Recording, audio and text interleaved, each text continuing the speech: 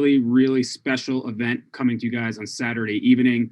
The return of the pound-for-pound king, Terence Crawford, defending his WBO welterweight title against former welterweight world champion all the way from Sheffield, England, Kell Brook. And we have an incredible co-feature as well, a highly anticipated world title rematch. The WBA super flyweight champion Joshua Franco defending his title against the man he defeated to win the title back on June 23rd inside the bubble. I think this is our first bubble rematch. It's Joshua Franco defending his title against Andrew the Monster Maloney. And then we have Elvis Rodriguez opening the show. And those three fights will be televised live on ESPN and ESPN Deportes in the United States. And our great, great fans in the UK can watch that fight live on Premier Sports 1 over in the UK. And I believe it's on Main Event in Australia as well. So we will have the fighters from the main and co-main events participating on today's conference call. So we have a great day of interviews today and a great night of action on Saturday night. So before we get to the fighters, I'd like to kick things off with the president of Top Rank, Mr. Todd Debuff, who can talk about all the action we have coming to us on Saturday night. God, that's on mute. There we go. Everybody hear me? Yes, sir, Todd. Good. All right, there we go. Welcome to the conference call, and this is exciting times for us as we've been at a torrid pace starting in Bubble 1 that started June 9, went to July 21, and then we kicked right back up in August 15th, and then taking it all the way through the end of October. The November 14th was earmarked as a super event and a super big date. As was October 17th with our partnership with ESPN, where we wanted to bring, what would be, a big night for the sport to the biggest platform on the broadest basis.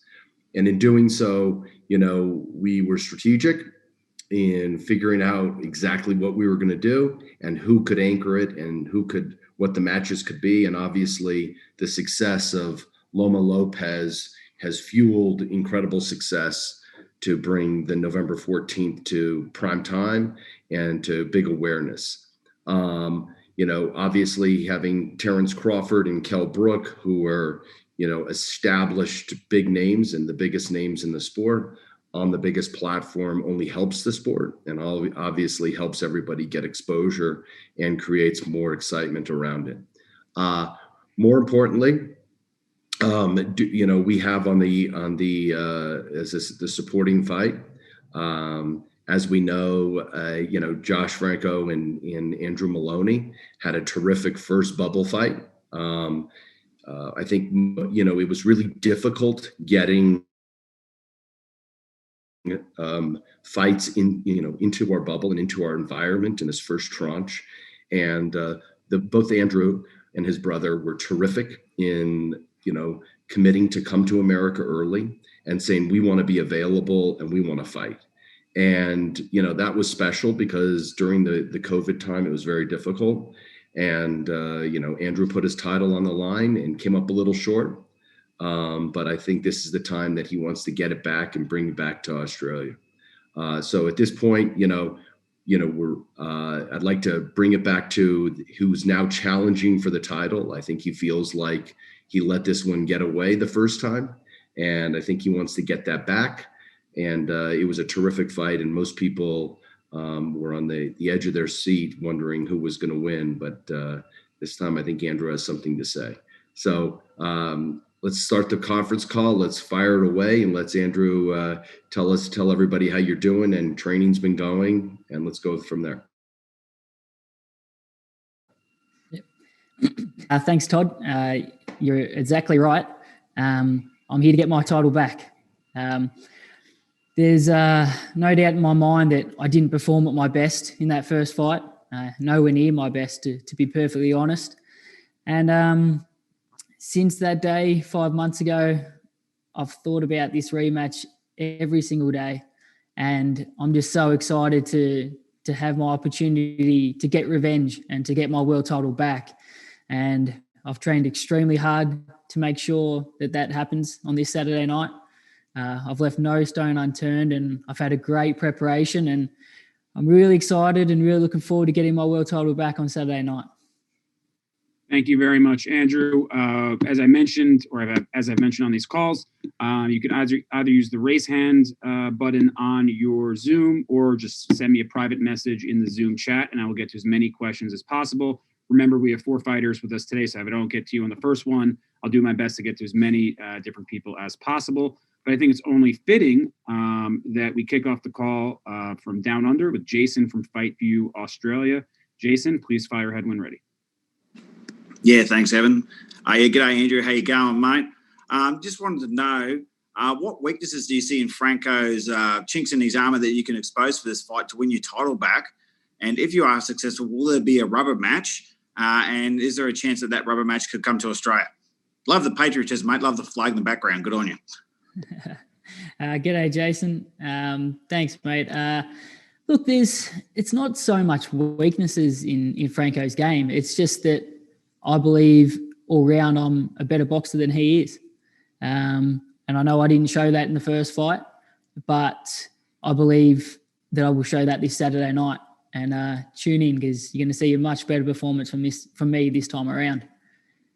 In terms of the rubber match, look, I'm not thinking about that at the moment. I'm just 100% focused on winning this fight on Saturday night.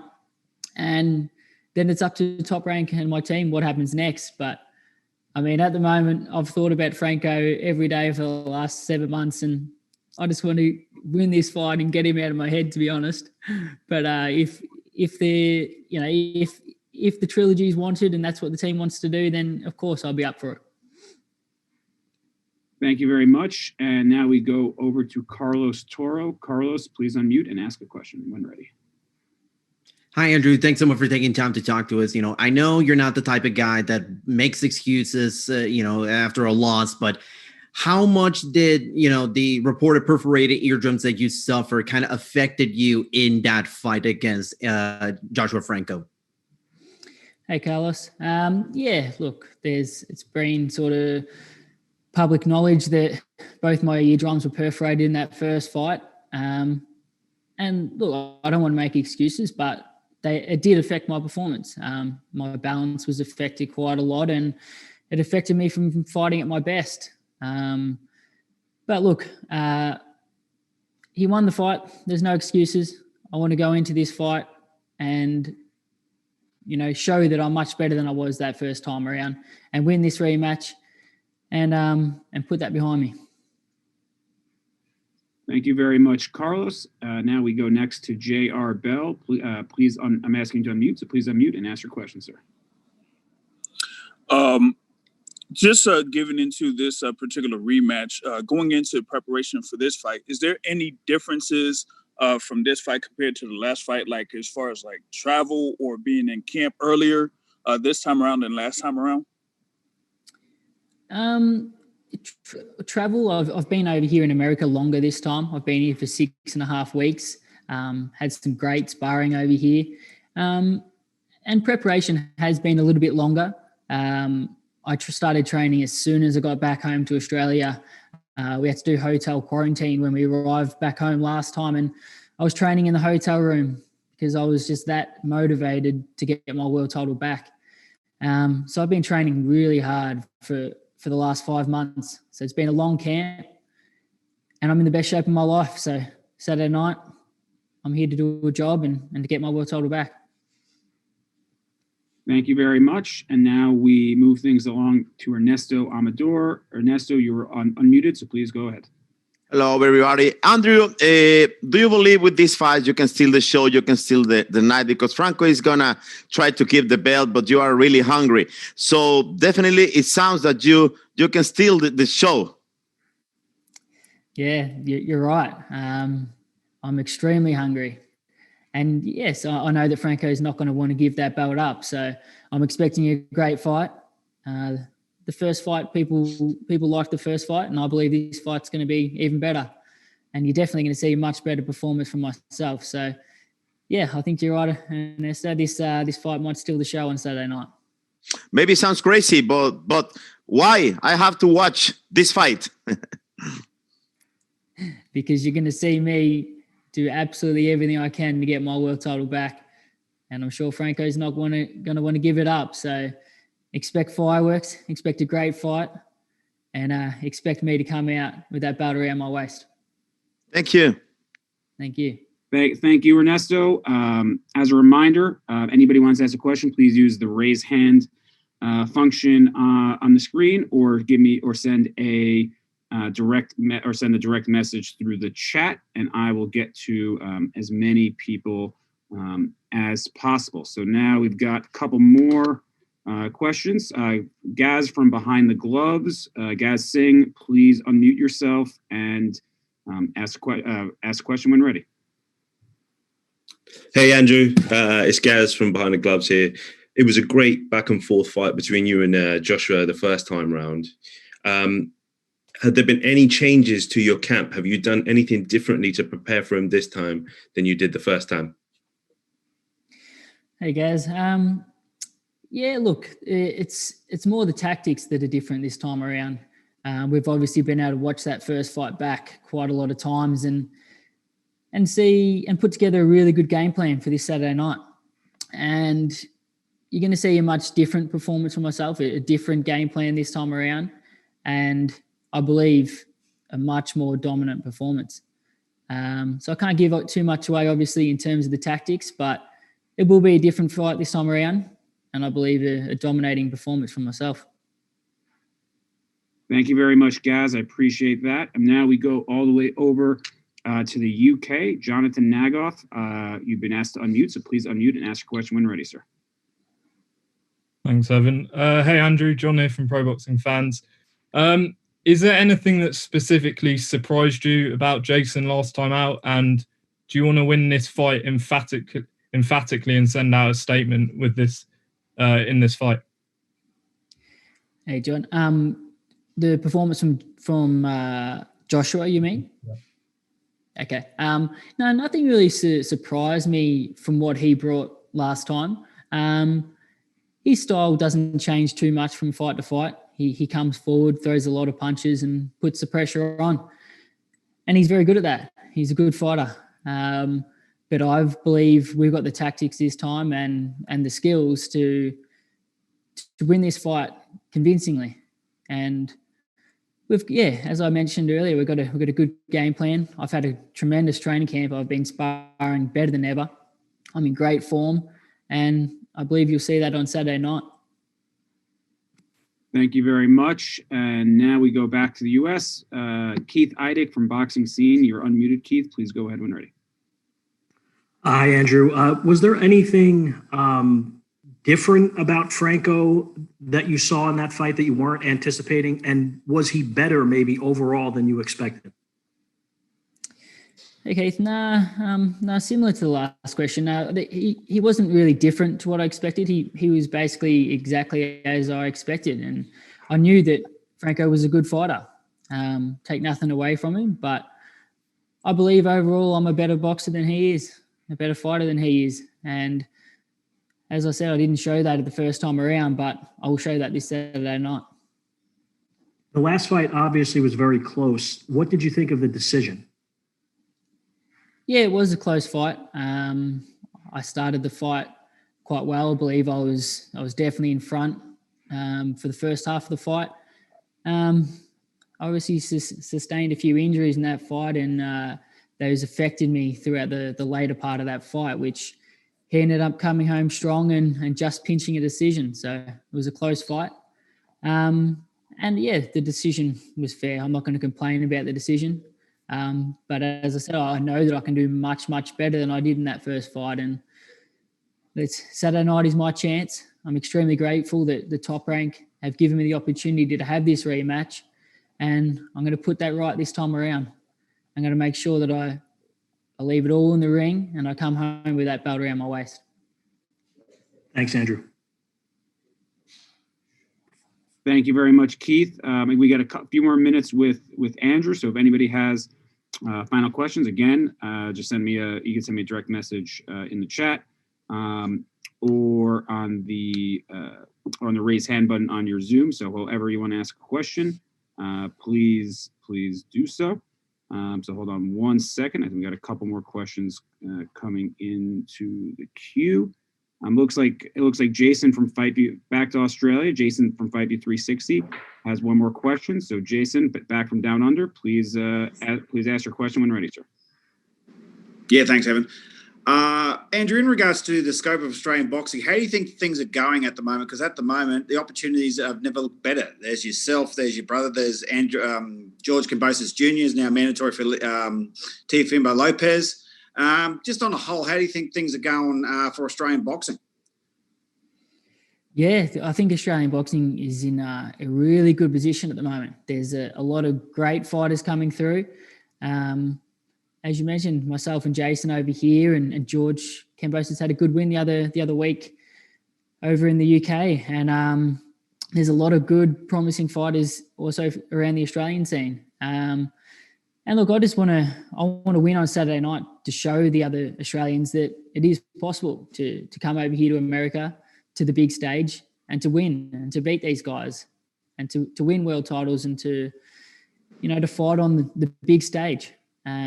So winning on Saturday night is going to show that for the up and coming fighters in Australia that it is possible, and to help grow the sport in Australia, which is a really big thing for me. I want the sport to grow in Australia and us fighters to get the recognition we deserve. Joining us now on the line is the former welterweight world champion, who's only lost once as a welterweight on a 4-fight winning streak, but he's attempting to regain the welterweight world championship this weekend, live from Las Vegas vis-a-vis Sheffield, England. It's a special one. Kell Brook joining us on the call. Kell, can you hear us? Hold on, ask Kell to unmute. Just 1 second. I've done it, yeah. Can you hear me now? Hey, Kay, welcome to the call, Mr. Kell Brook. I know you've answered this question a lot, but for everybody here, you're coming into this fight with a lot to prove. You haven't been on this championship stage in a few years. So what can the world expect from Kell Brook now that maybe they haven't seen you on this stage in a little bit? Can I expect fireworks? I've been here before, been on this stage. I've been in there with pound for pound top fighters in Golovkin and Errol Spence. I ripped the title away from Sean Paul in America. I know what it takes to be champion.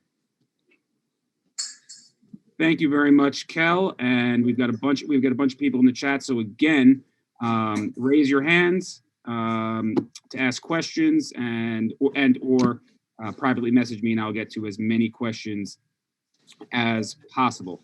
So we are going to start with JR Bell. JR, please unmute and ask question when ready, sir. All right there, Kell. Given the thing here with the circumstances about travel restrictions, if I'm not mistaken, you don't have your head trainer available. So how is it not having your head trainer coming over to Las Vegas fight?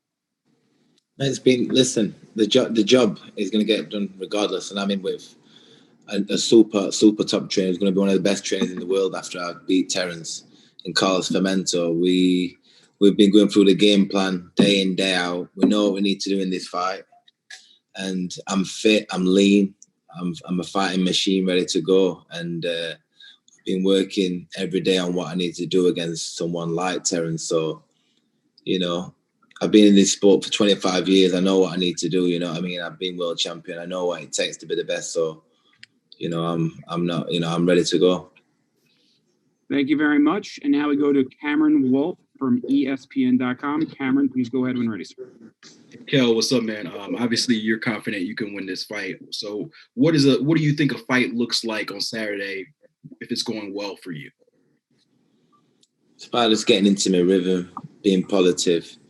I've got the accuracy, I've got the size, I've got everything what it takes to be champion. I've got the desire, and I've got the power to overwhelm Crawford and get into my rhythm.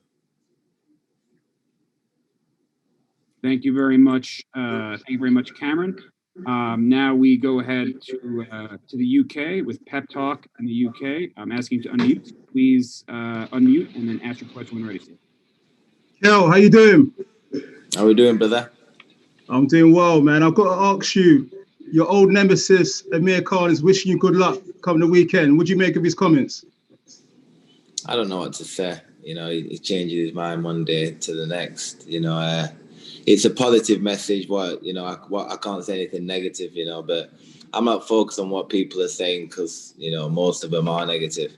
As long as what my immediate team around here think and what job we need to do, and that's to become victorious Saturday night. So that's the main thing. Thank you very much, Pep Talk. We are going to go to now Keith Eidick from Boxing Scene. Keith, go ahead when ready, sir. Hey, Kell, do you think in some ways that Amir was saying what he said because if you win, it's obviously better for you two to fight in a bigger fight in the UK? There's always something up his sleeve. I'm not focused on Amir Khan. I'm focused on Terence Crawford, you know. So let's talk Terence. ESPN aired something last night that debuted in the United States in which Terence Crawford was asked to list his bucket list, so to speak, of welterweights he would like to fight before he retires. He listed 4 people, and your name was not one of them. How much motivation does that provide to you that he's not even really talking about you, so to speak, when you're fighting him on Saturday? He's going to have a rude awakening, I'll tell you that. He's going to have a rude awakening on Saturday night when he gets in there. He's going to know real quick, real fast in the fight that, you know, he should have put me on top of that list. Do you think, and I know Terence is obviously a smart guy and arguably the best fighter in the world, but do you think in some way he's overlooking you in any way? Yeah, I hope he is. Because I'm coming with force. Trust me. Thank you, Kell. Thank you. And wow, I didn't realize that Kell Brook was fighting Amir Khan this week. And Terence fought him in April 2019. So let's please keep the questions to the fight at hand, folks. The fight at hand, not Amir Khan, if possible. So now we go to Ryan Elliott. Ryan, please unmute and go ahead. Hi, Kell. Thank you for your time. Just a quick one from me. How significant is it for you going into this fight not having that rehydration clause for a big welterweight such as yourself? You know, to be honest with you, on our made weight this time, it's not that much of a big deal, but I suppose it is a big deal, to be honest with you, because I don't want to be thinking about watching me water and watching me food intake. You know, I just want to weigh in and relax and then concentrate on the fight instead of concentrate on making the weight again. So it's going to be something different to making welterweight and then just focusing on Terence Crawford instead of the weight check. Thank you very much. And now we go ahead to Jake Donovan from Boxing Scene. Jake, please go ahead when ready.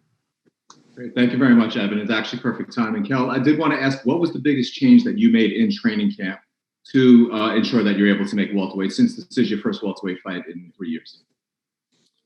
You know, losing weeks, you know, just being around Sheffield and losing weeks, just not really full, you know, being around my surroundings, what I'm normally used to, and just, you know, not being as strict as I could be on the diet. What I did when I knew that I needed to get away as soon as possible to Fort Ventura, where when I'm waking up and I know that my girls aren't around me, and I'm waking up in a different country knowing that I'm going to the gym and I'm doing it for a reason. You know, I made sure that the training were hard and the dieting were hard from the first week I knew this fight were on. Okay, great. Thanks. Good to have you back, Kell. Best of luck this weekend. Thank you, Jake. Thank you. And now we go ahead. Carlos Toro, please unmute and ask your question when ready, sir. Hey, Kell, thanks so much for taking time to talk to us. You know, obviously kind of going off a little bit of Jake's question. Going back to just making the adjustments and heading down to welterweight, when it comes down to now having to deal with the bubble and everything that comes with the current pandemic situation that we got going on, how much different and how difficult has it been to kind of get everything just situated, done, and also having to go down to welterweight with it being your first fight in that weight? You know, I like I said, I started early, so I had in the planet getting ill. These kind of situations, I made time early doors just for in case I got ill or in case these kind of things happen. So we're well ahead. you know, and everybody's making weight. Everyone's in the same, you know, doing the same thing. You know, everyone's finding it tough with this COVID, but I'm in a great place in my mind, and the weight's fantastic for this fight. So forget the weight. The weight's made. Thanks, Kell. Best of luck on Saturday. And thank you, Carlos. And we go ahead back to the UK. Jonathan Nagoff. Jonathan, please unmute when ready, sir. Hey, Kell. John here from Pro Boxing Fans. Hope you're well. Where would a win over Terence Crawford firstly rank compared to your victory over Sean Porter? And secondly, just a message to the UK fans tuning in on Premier Sports on Saturday night. Yeah, I think it's got to be above the Sean Porter just for everything I've been through, everyone writing me off. I think you've got to put it up there because this is the pound for pound best fighter in the world, you know, and you've got to put it as number one. You know, nobody's done that in history from Britain. And I'm glad that all the fans are able to see it on Premier Sport, like you said. You know, they're going to stay up and enjoy me becoming 2-time world champion. Thank you very much, Jonathan. And we next go ahead to Ernesto Amador. Ernesto, please unmute and ask your question when ready, sir. Oh, one more. I actually got unmuted one more time, Ernesto. I accidentally muted you. Ernesto? Oh, there you go. Okay. Thank you, Ernesto. Kell, it's always a pleasure to have a conversation with you. Let me ask you one question. For most of the fighters, it looks impossible against Crawford, but not for you. Could you explain this? Because I truly believe that you can be a nightmare. Yeah, listen, my style, I can box orthodox, southpaw, you know, I've got great balance, great timing. I'm a big welterweight, the power's there, the mindset's there, you know, so I'm definitely, you know, a fighter, what is a very scary fighter. You know, when I'm on point and I'm feeling the way I am, I'm dangerous for any fighter in any weight division in the world. So, you know, I'm very focused, and this is my moment now. And, you know, I'll be able to compete with the best, and you'll see me from round one, you know, take control of this fight. Thank you very much. And now we go back to Gaz from Behind the Gloves. Gaz, please unmute and ask your question when ready, sir. Hey, Kell, it's Gaz from Behind the Gloves. A few people have touched on it already, but you're a big welterweight. You're bigger than Crawford. You're broader than Crawford. Do you think that your size is going to play a factor in this fight? And were you actively looking to put those chocolate brownies on? Yeah, them chocolate brownies, they're definitely brewing up. They're cooking up nicely now. And I am the bigger guy, you know, and it's all about preparation, and, you know, the hard work's done before the bright lights. So I've been grueling it out for months, dieting hard for months, and you'll see the hard work, what I've put in come Saturday night. You'll see the shape of me on the scale. You'll see me refueled, relaxed, and ready to let them brownies go. Hey, thank you very much. I can't believe it took us 15 minutes for a chocolate brownie reference. So, Gaz, you are the MVP of this call so far. Thank you very much, sir. Next, we go to Cynthia Conte from Ring TV. Cynthia, you should be unmuted, so please go ahead when ready.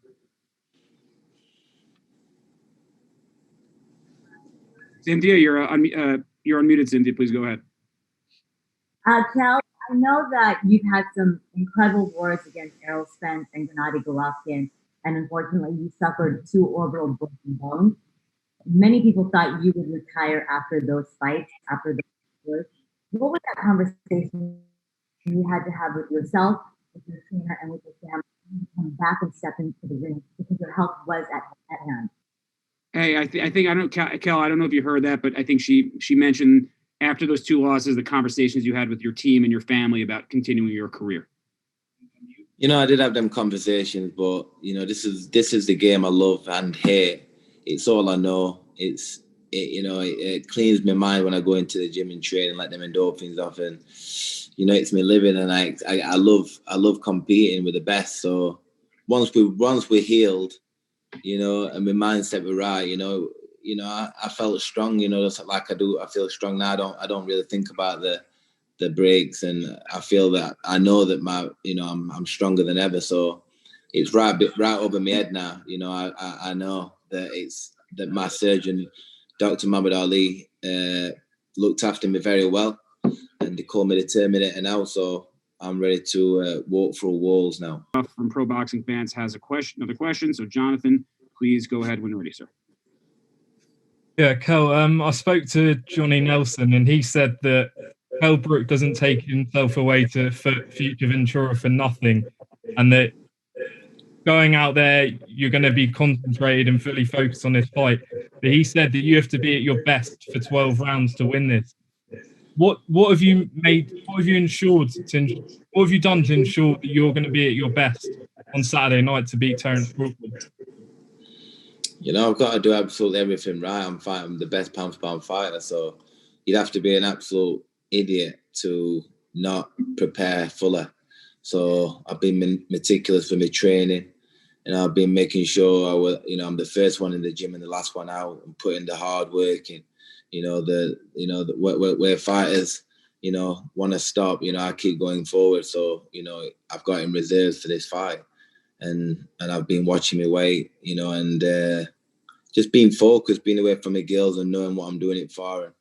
And, I'm fully focused on this fight. I've never been ready for a fight like this before. So I'm happy, and I'm looking forward to whatever Terence brings, because I can match him. I'm ready for a war. Do you believe you stop Terence Crawford on Saturday night? I believe I stop him, or he quits on stool. Cheers, Kell.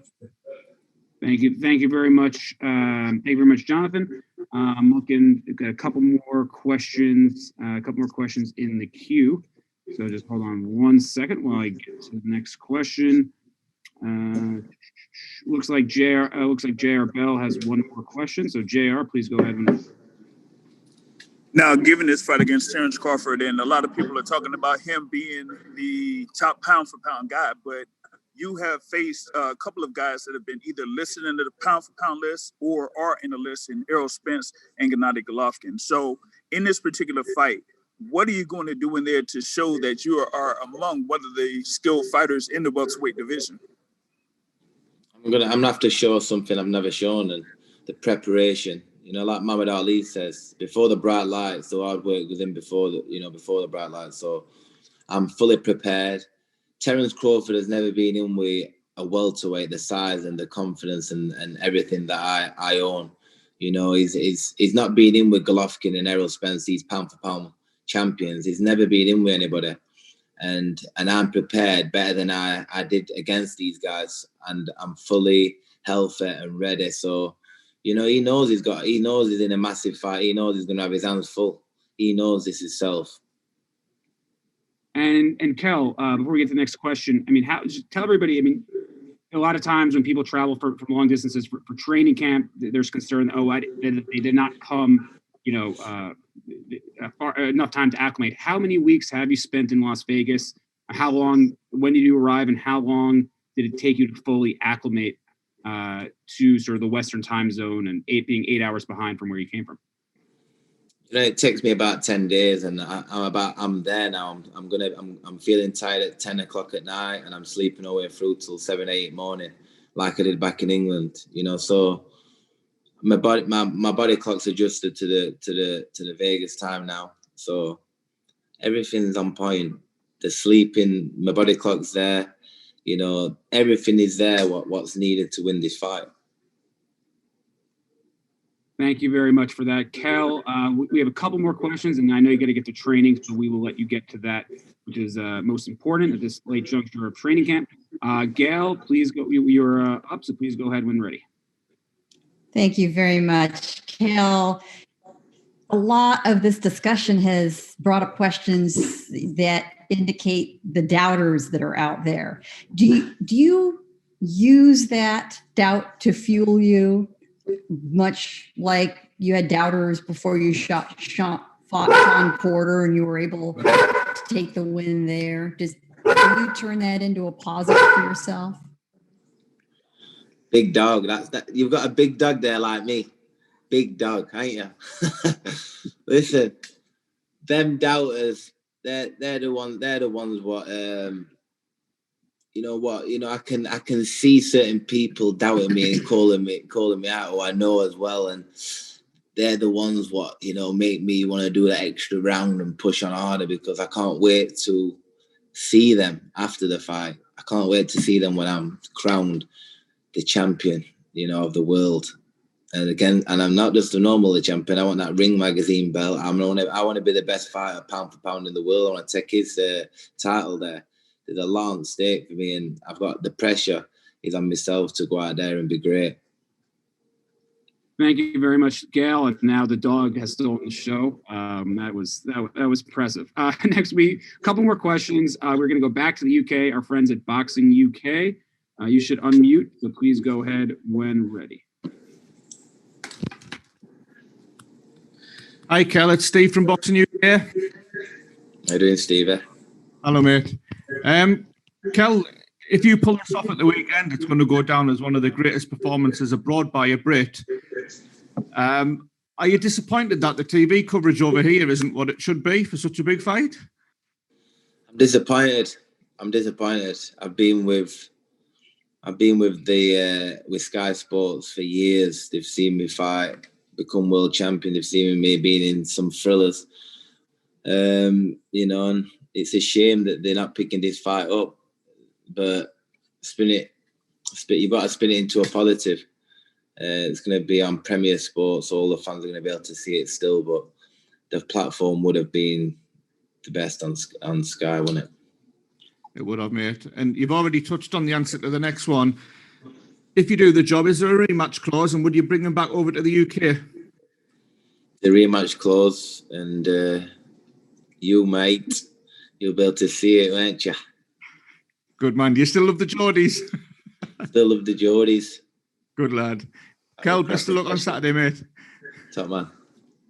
Hey, thank you very much for that. And as a reminder to our great fans in the UK, it is available on Premier Sports 1 sometime, I guess late Saturday night / early Sunday morning. So remind everybody in the UK that it's on a subscription cable network over there in the UK. So anybody who wants to watch it will have the opportunity to do so.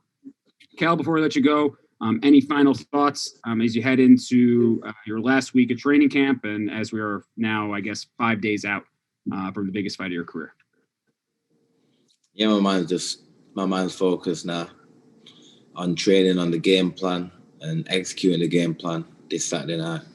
The defending WBA super flyweight world champion, who's looking to repeat what he pulled off in June, which was a major upset of Andrew Maloney. This time, I don't know what the odds are, but it's probably pretty close, so it wouldn't be as big of an upset this time around. So from San Antonio, Texas, Joshua Franco joining us here. Joshua, how are you, sir?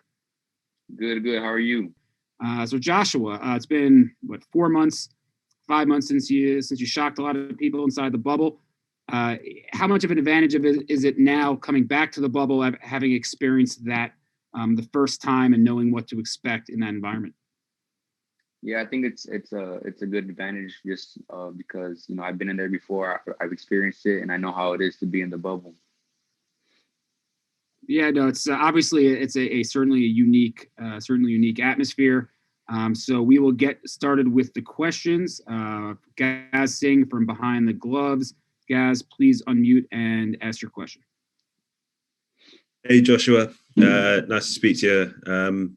Basically, in the first fight, you threw 40 more punches overall than Maloney did, and that played a factor in you taking the belt from him. Do you think that your work rate is going to be one of the keys to victory in this rematch? Of course. I could slow down my work rate, or I could pick it up, whenever I want to. And, I just feel like that's going to be an advantage for sure. Thanks, dude. Thank you.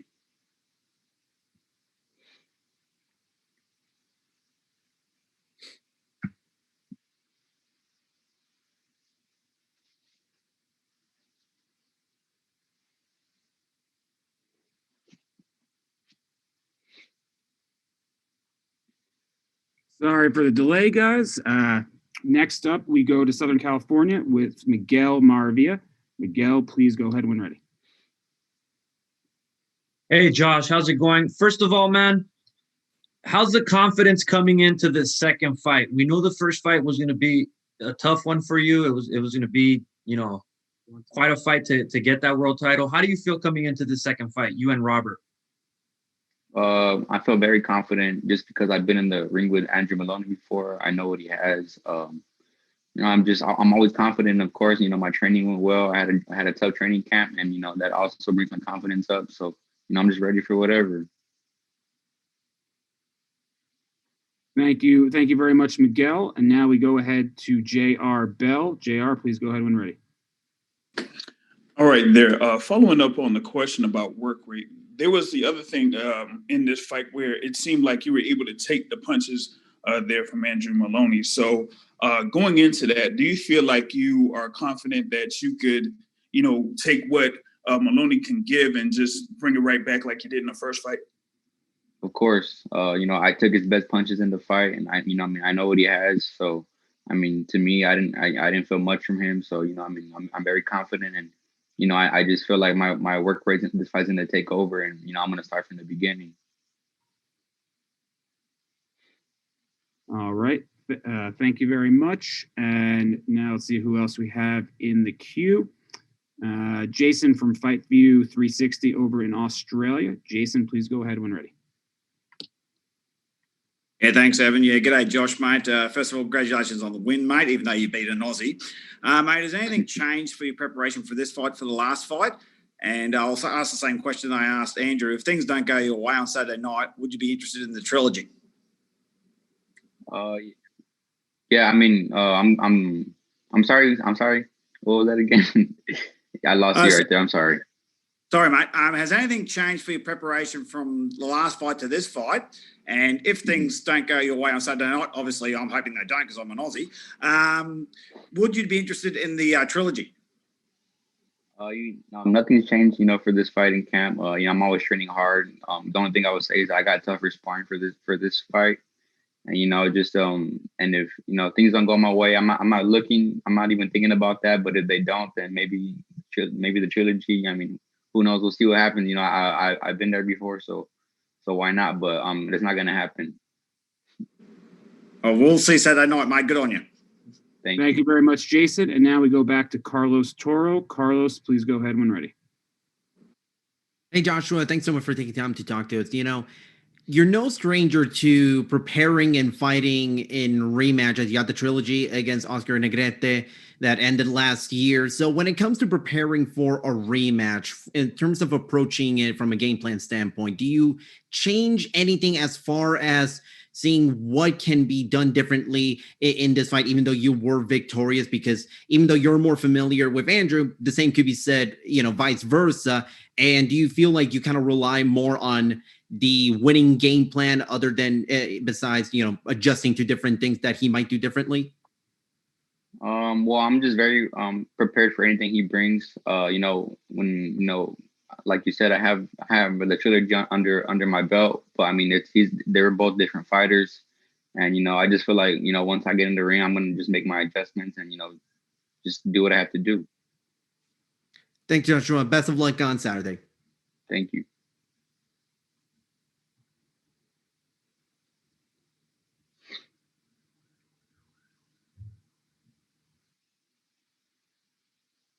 Sorry about that, guys. Next, we go over to Shane Dyer from the UK. Shane, please go ahead when ready. Thank you, Evan. Hello, Josh. Shane here for Boxing Social. How's it going? A win on Saturday could potentially open up a few big fights for yourself, considering looking at the other world champions at your division. Has that been on your mind at all since you've become world champion? Of course. It's been on my mind before I even became world champion. Now that I'm world champion, even more, I'm right there to, for the bigger fights. And, a win on Saturday night will open up, big doors for me. And I know it's going to happen. Awesome. Thanks, Josh. Thank you very much, Shane. And now we have a couple questions from Keith Idek from Boxing Scene. Keith, you should be unmuted and go ahead when ready. Hey, Joshua. How is winning a world title, particularly after everything you went through in the previous 2 years between getting, losing by TKO and then the 2 draws with Negrete, how has it changed your life and what has it been like for you the last few months? Oh yeah, it changed my life a lot. You know, like you said, those past 2 years that I had, you know, I had my ups and downs. You know, but now that I'm a world champion, I'm in the talks with big names. You know, Chocolatito, Gallo Serrata, Jerwin and Cajas. You know, all of those top guys. You know, and you know, it's just a dream come true. From a personal perspective, what has it been like, down there in San Antonio? I know it's a town with rich boxing history and everything. What has that been like for you? It's been good. You know, a lot more respect. You know, to be one of the few world champions in San Antonio, it means a lot. And you know, just coming from a boxing city like San Antonio, it's great. I know Mario Barrios beat you to the punch a little bit a couple of days ago or last week when he became the first from San Antonio to defend a title. But what would it mean to kind of, to become at least the second one to do that? It will mean everything. You know, I mean, just another history mark for San Antonio and for me as well. What did you think of I know you're a fight, so I guess all's well that ends well, but what did you think of the scoring, being that the knockdown was the difference on two of the cards and, you were a knockdown away from it being a majority draw? Yeah, I mean, it was kind of crazy. I felt like I dominated more than, the scorecard said. And, yeah, I mean, what can I do? I mean, it wasn't up to me. The judges chose that, but this time I'll make sure it's different. Meaning that you'll try to get him out of there more, or what do you mean by that? Just make the win more clear. I mean, if the knockout comes, then it comes. But if not, then I'm going to dominate all 12 rounds. Thank you, Joshua. Thank you. Thank you, Keith. And next we go to Ernesto Amador. Ernesto, please unmute and go ahead. Hello, dear Joshua. It's not a question. It's something that you have on your back. You have millions of Mexicans behind you. What is the meaning for you? And if you can practice not only your English, but your Spanish too. So if you can tell me what is the meaning for you to have millions of Mexicans behind you in English and Spanish, please. Thank you. Yeah, it means a lot. Just it motivates me more, just to have that blood, have the Mexican support behind me. It means a lot, My family's from Mexico, so I mean, I have a lot of support from Mexico as well, and Zacatecas, they support me over there. So, I appreciate all the support. How about Spanish, I please? can't translate in Spanish. Well, just a little.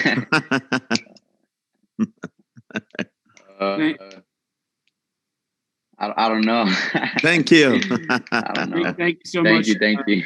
Ernesto, and we go back to the UK. Jonathan Nagoff. Jonathan from Pro Boxing Fans in the UK, please unmute and go ahead when ready. Hey, Josh. In the first fight, you went in as the underdog. What's the mentality like now, having defied the odds and won the fight? How are you approaching this fight mentally going into the second fight? And secondly, from the UK, I know you've mentioned before about a possible fight with Charlie Edwards. Is that something that still interests you should you be successful? Mentally, I'm going to this fight very confident. I'm the world champion for a reason, and I'm gonna stay world champion. I'm still learning, and each day in the gym I'm learning more. So I mean, I know I'm gonna win Saturday night, and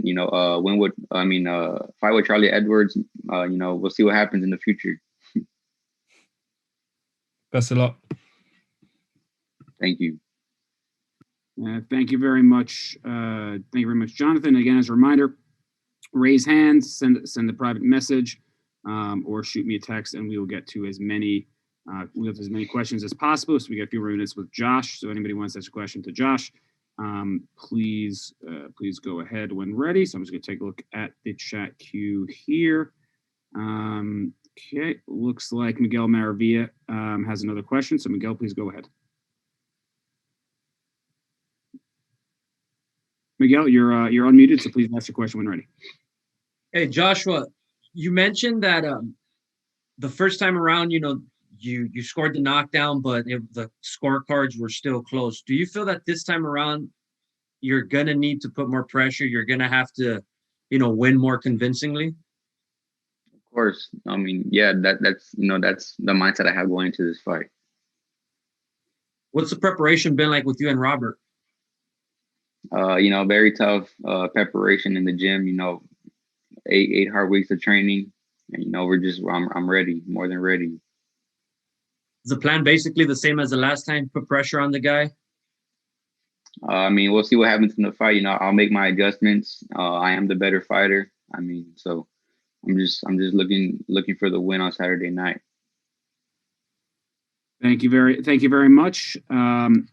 So before we go, Joshua, is there anything you haven't told the boxing press? Anything that you didn't get off your chest that you really want to, as we approach 5 days before you defend your world title for the first time? Nothing, but I appreciate all the support, all the questions, and thank you guys for your time. Thank you, Joshua. We will see you in the bubble in a couple days. All right. So, hey, Keith, can you? We're going to resume back to where we were.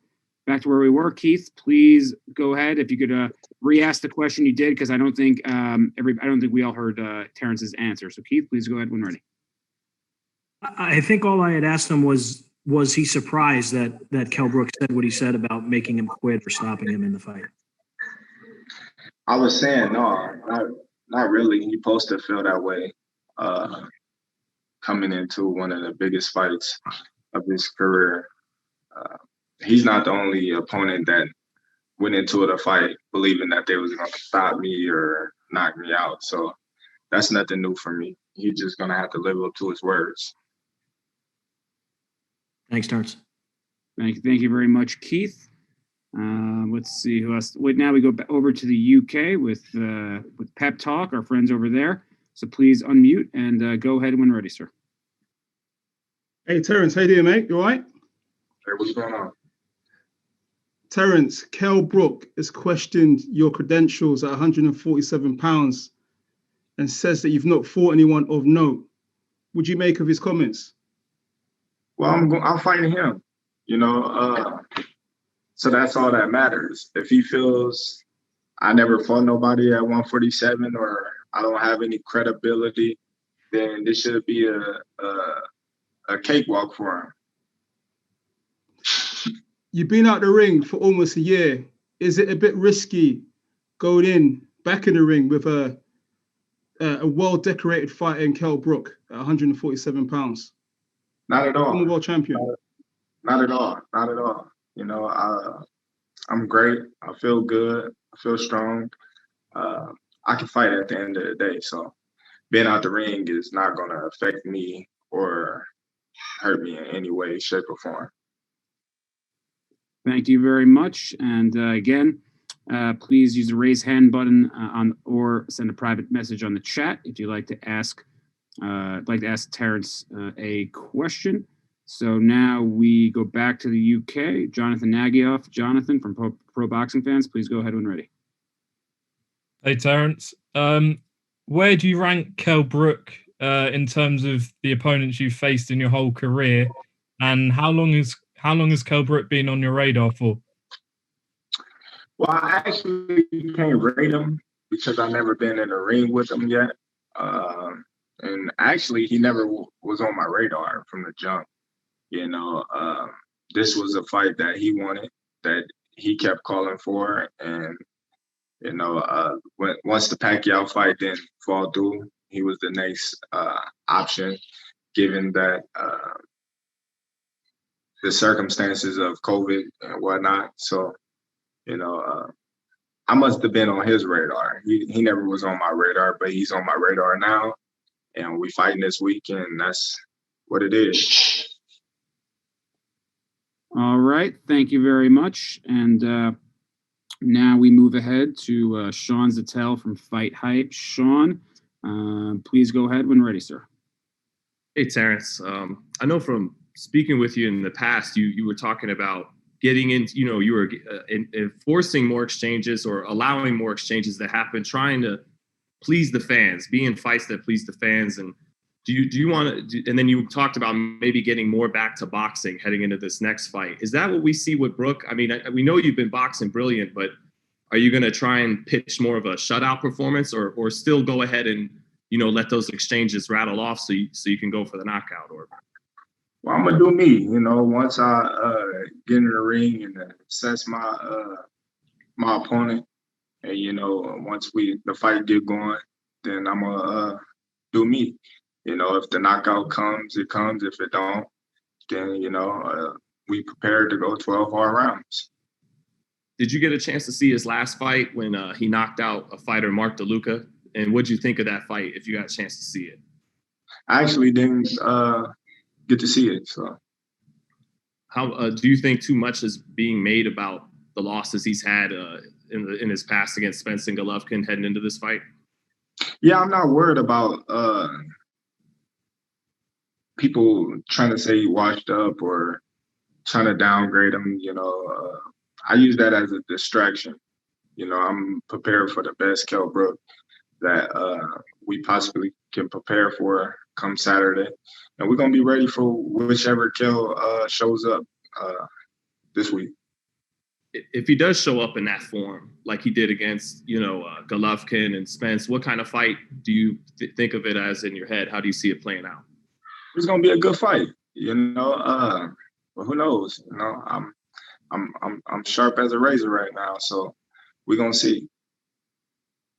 Hey, well, thank you very much. Thank you very much, Sean.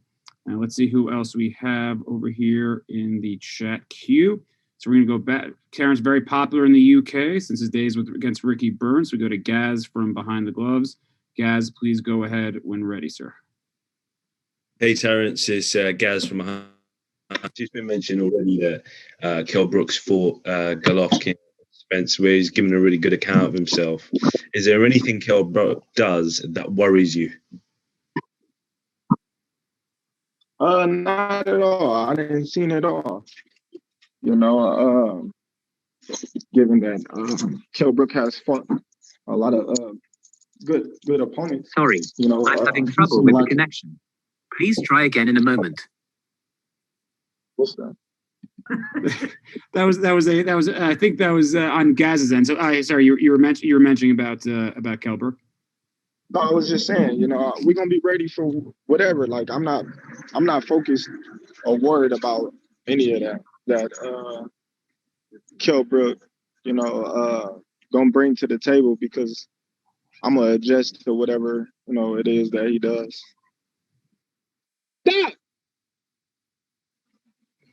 I guess now Terence is outside, so we go ahead to Jake Donovan from Boxing Scene.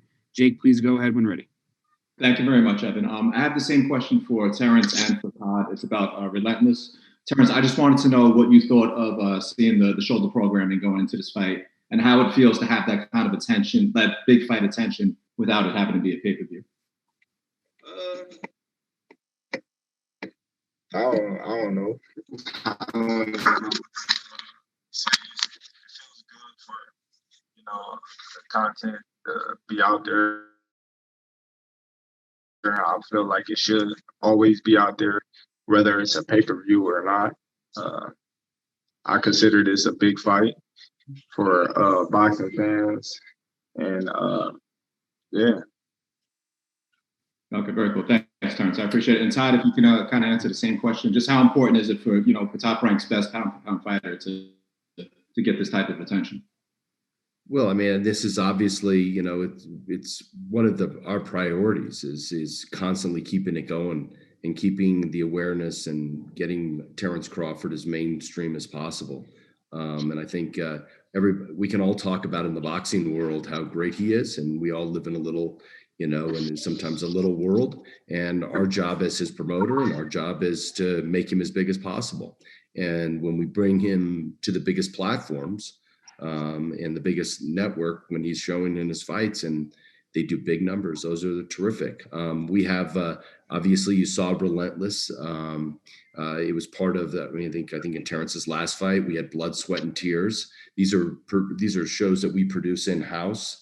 I think, and Terence can speak on it. I think Andre and Terence have a really good interaction. We saw that back in December when they sat down for a talk. And so when we did Relentless, I think the two of them feed off each other really well. And I think you get the best out of Terence there. And then we're going to have real time this week. So we'll have weekly posts of everything going on and content being circulated everywhere to drive awareness and this is what our job is. And then it's Terrence's job to come off the way he is and show people in the ring the night before and show people outside of the ring, who he is and what makes him so special. Thank you so much, Todd. Terence, best of luck this weekend. Good to have you back in the ring. Thank you, Jake. And now we go to Eric Woodyard. Thank you. I appreciate it. Now we go to Eric Woodyard from ESPN.com. Eric, please go ahead when ready. Hey, what's up, Terence? How you doing, man? You look around at boxing right now. You look around at boxing right now, and you see the lighter division. You see what Tank doing, and a lot of the just star-making performances that's been going around. Obviously, you've been getting TKOs and KOs and the things you've been doing. Do you feel any urgency to close the show in any type of way to really just train? I mean, obviously you big, like we just mentioned, big in boxing, but just to get that star-making performance as far as mainstream, do you feel a way that you have to win this fight a certain way to really cross over? Not at all. Not at all. Me, how I go about fights is just make sure you get the win, no matter how they come.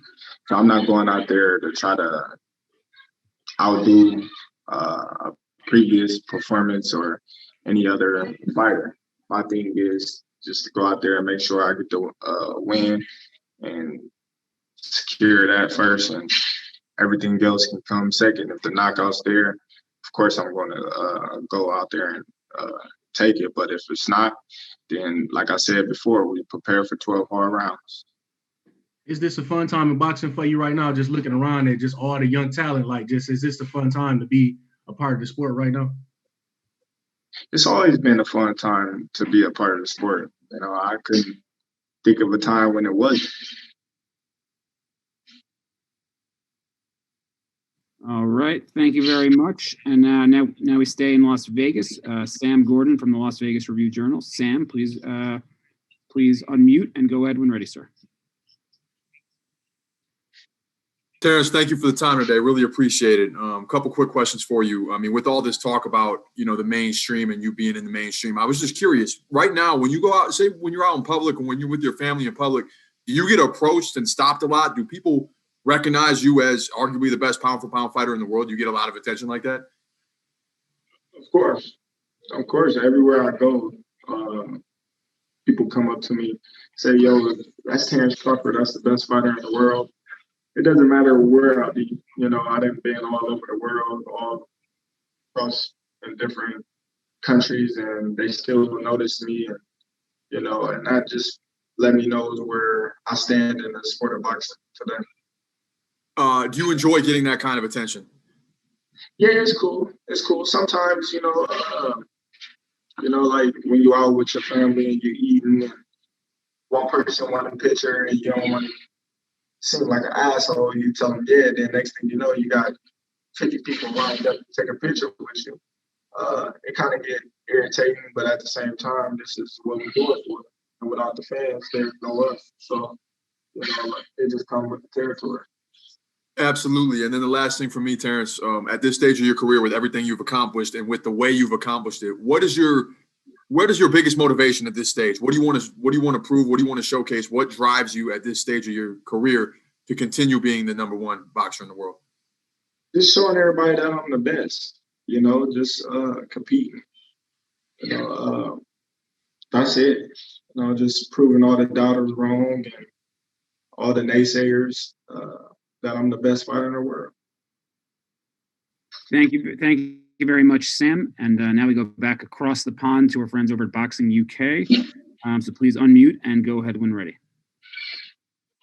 Hi, Terence. It's Steve from Boxing UK.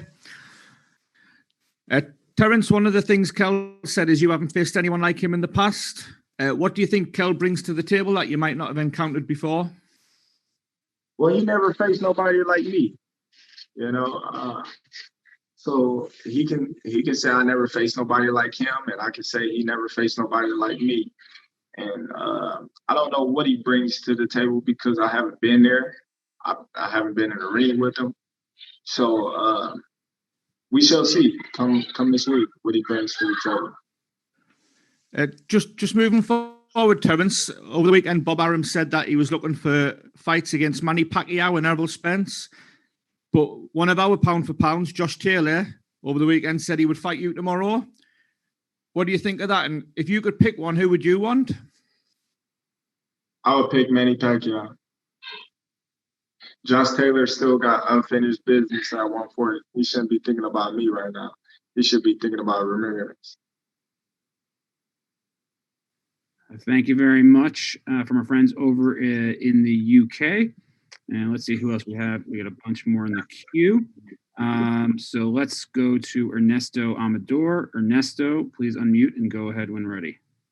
Thank you. Hey, Terence, maybe this is going to sound crazy for you, but a lot of Mexicans, they put you in the number one of pound for pound instead of Canelo. What is the meaning for you that a lot of Mexicans put you in this place? And if you see in the future, if you grow in weight division, a fight with the Mexican warrior? Well, that just shows, that a lot of people respect me for what I've accomplished in the sport of boxing. And, Canelo's a tremendous talent. And, I respect everybody's opinion. And no, I don't never think me and Canelo will fight. He's, 168, 175. I'm just 147. So I'll never see that fight ever really happen.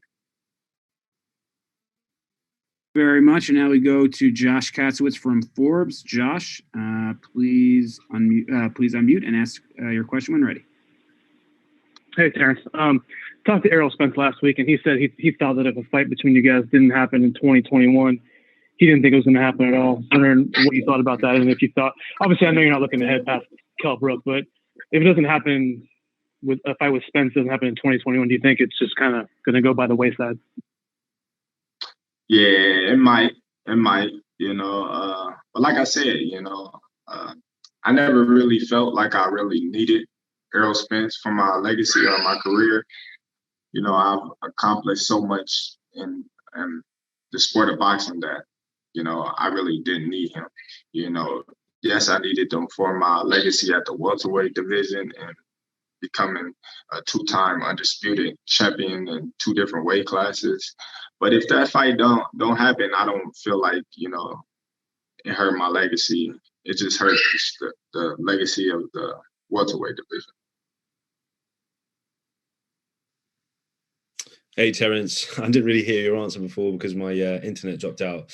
But just going back to the point, does Kell do anything that worries you? In beating Kell, if it's successful on Saturday night, would it be your best win at welterweight?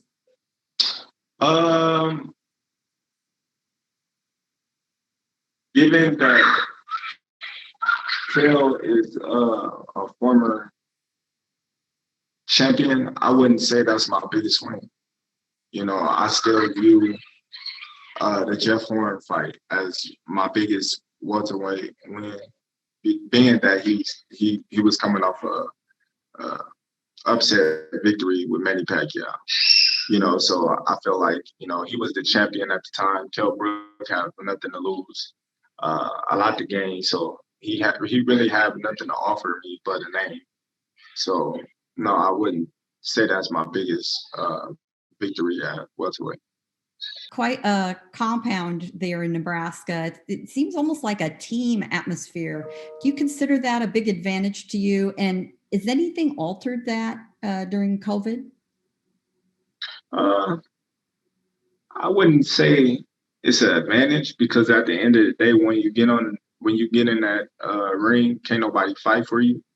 Yes, it's always beautiful with everybody cheering for you and rooting for you. But at the end of the day, we all fighters, we done been in places where everybody booing us and still came out on top. So it just, that warm feeling of having everybody cheer for you and motivate you. But at the end of the day, you still got to fight. Well, you took a lot of trouble to go to the bubble to see your buddy, Sergeant Herring. So you expect him ringside? Oh, for sure. I expect him and Steven Nelson to be ringside. Good luck to you, Terence. Thank you. Thank you very much, Gail. And I know my apologies. We're not going to get to all the questions for Terence. Terence does have to run, so I do apologize for that. Terence, any closing thoughts as you're one day away from the bubble? And anything else you'd like to say to the fans out there we're going to be watching Saturday night on ESPN and Premier Sports in the UK.